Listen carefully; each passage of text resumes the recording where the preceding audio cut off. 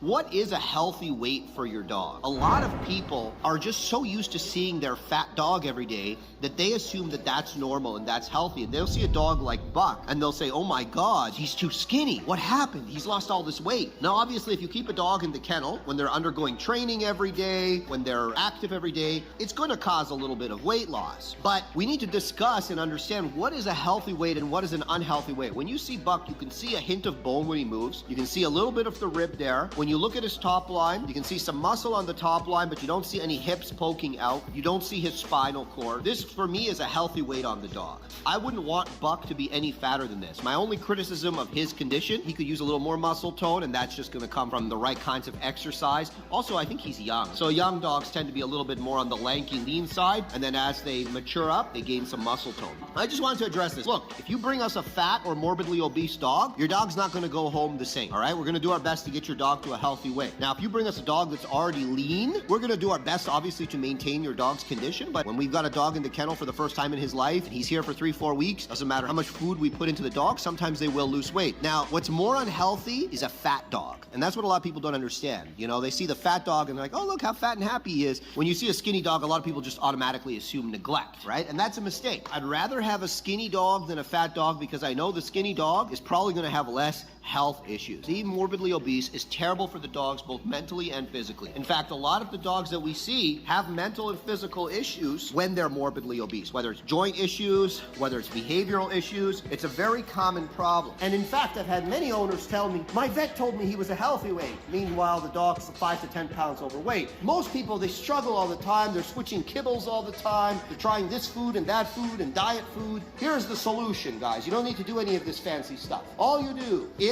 don't overfeed the dog. That's number one. If he's fat, take some of the food away. If he's too skinny, add some food. Exercise the dog. If you're concerned about longevity in your dog and you want your dog to be as healthy and as fit for as long as possible, say your dog does have like physical condition, like a hip or elbow dysplasia, a lean, well-muscled dog will certainly last a heck of a lot longer before breaking down than a dog that's overweight. And that's obviously from a human perspective is ideal, and from a dog perspective is ideal. So I just wanted to talk a little bit on the physical condition of the dog. And, you know, look, if you come to us for training, it's very likely your dog is going to lose some weight. It's not because we didn't feed your dog. So just a little spiel on physical condition of the dog and maybe helping you guys understand a little bit more about what's healthy and what's not healthy.